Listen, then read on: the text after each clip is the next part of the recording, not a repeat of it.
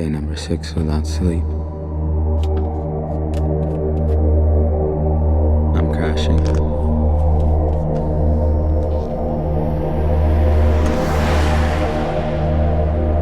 The panic isn't settling in anymore. It's just there. The scream in my mind is coming back. I'm tired. I'm so fucking tired.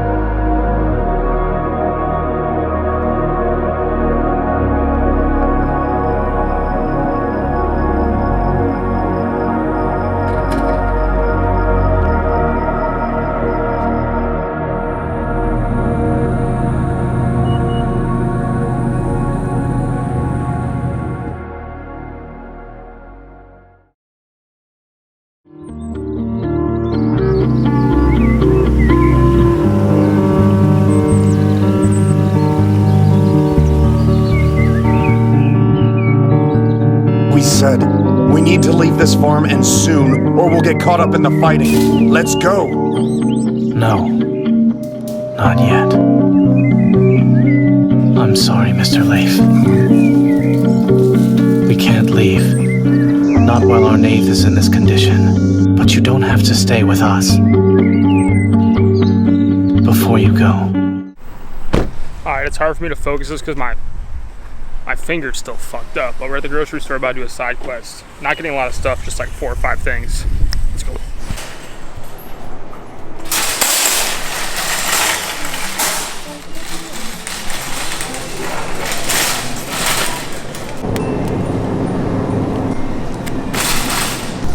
So a common question that I get is filming in public, and honestly, it gets easier the more you do something right. Like when you first went to the gym, it was kind of hard. I remember I was a little self-conscious when I first went to the gym as a high schooler, but the more you do stuff, the easier it gets. My biggest advice is just do it like every single day, and then it'll get easier. It won't seem as hard.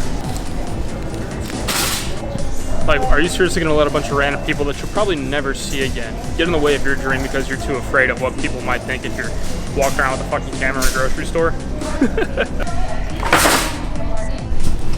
Like, I remember when I first started social media, I went to LA Fitness to film my workouts, and I got kicked out for filming. And it was like probably the worst thing that could have happened when I first started doing social media, because I was already self-conscious about filming in public. And I got kicked out. I'm like, damn, is this really what's gonna happen now? So I had to like find new gyms.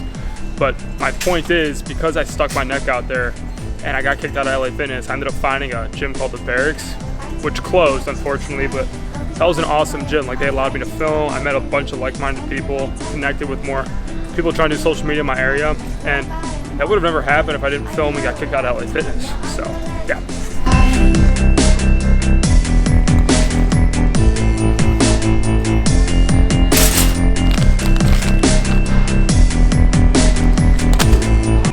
Uh-oh, somebody's mom said no to Prime.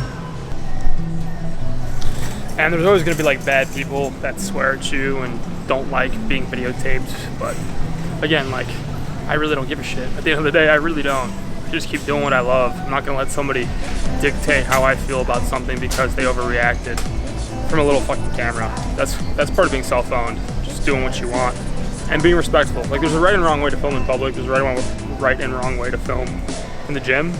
Just be respectful and stick to your own. Yeah. Yeah.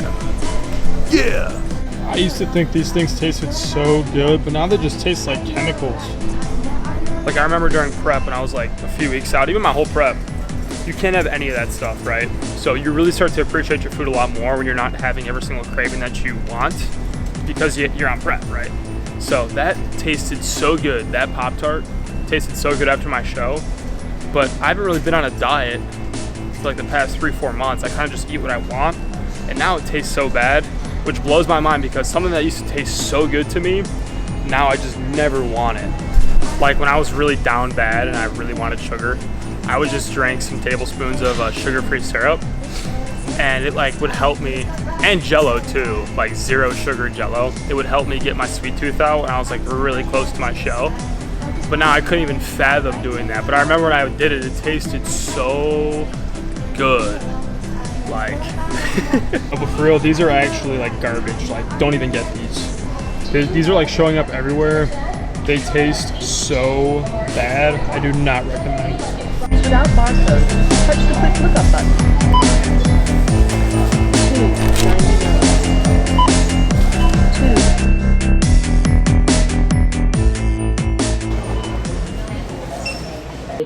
Yeah. Very important. Are you over 21? Like yesterday? $9.99. Damn, I got my camera slider back here disassembled.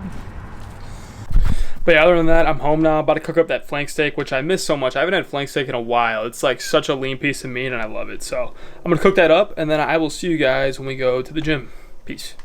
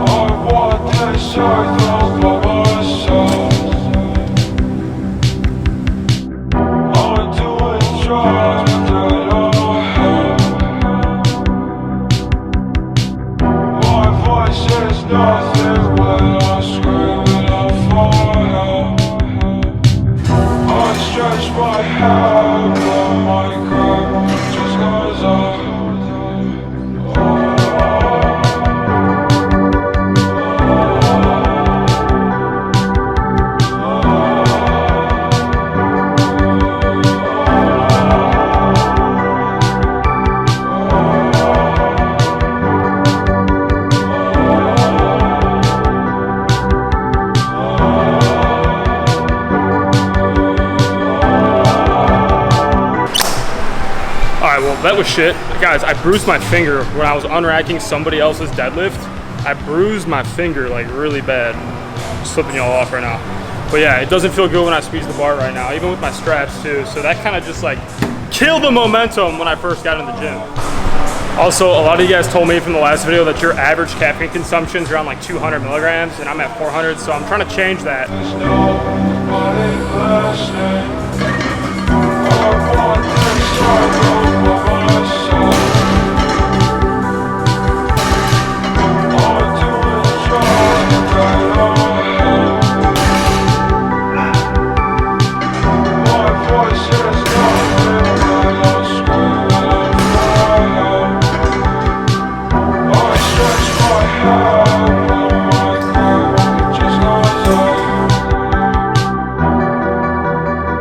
So one thing I'm really excited about is I got my first supplement sponsor. I used to work with a lot of supplement companies. I made a lot of edits for a bunch of companies in the fitness industry, but I've never actually gotten like a supplement sponsor, not an affiliate, like a sponsored athlete for my social media platform. Also, if you guys could please drop a like on the vid, it does a lot more than you think. I really would appreciate that. Yeah.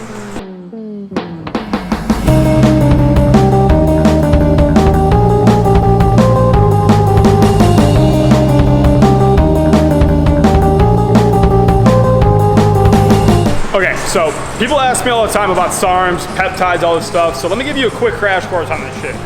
Now, there is no such thing as a safe SARM. I don't care what anybody says, there's no such thing as a SARM that has 0 side effects. Same goes with peptides too. There's no such thing as a peptide that has 0 side effects. Now, some SARMs are safer than others. They have more research. Like for example, Osprey, MK2866, that's been around I believe since 2010, but there are SARMs that have been around longer that have more research done to them, so you can make better educated decisions whether if you want to use those or not recreationally.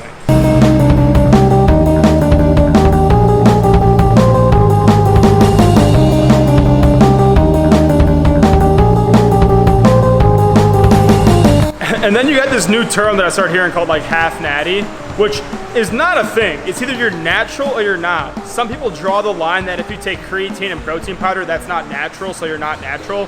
But some people draw the line like if you can buy it at a GNC or if you can buy it at a vitamin shop, like it's natural.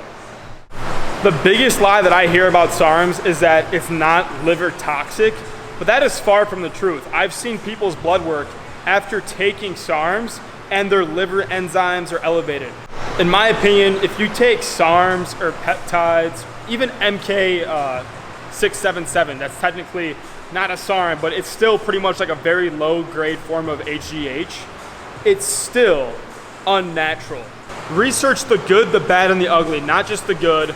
Like, really do a bunch of research before you put anything in your body. I don't even care if it's actually protein. Like, a lot of these companies will put a lot of stuff in there and only tell you the positives about it, when realistically, like, there could be some negative sides behind all of these ingredients. But yeah, I'm gonna wrap this lift up, get the accessories out of the way, and then I'll see you guys in a bit.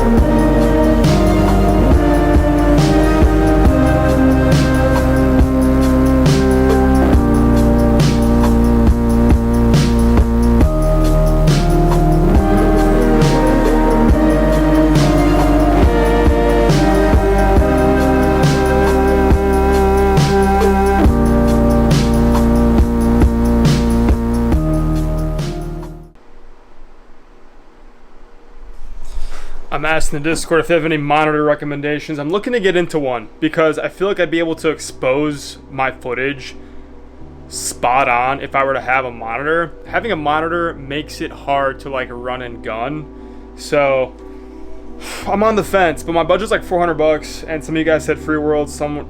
Adrian said Shinobi. I have no idea what's considered good and bad monitors and the difference between expensive monitors and cheap monitors.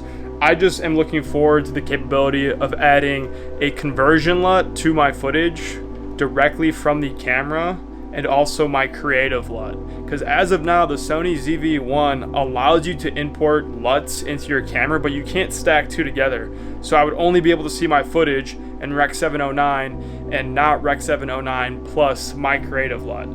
Anyways, I appreciate you all for stopping by. Drop a like and subscribe if you haven't already, and I will see you guys in the next one. Peace. I want to shine from the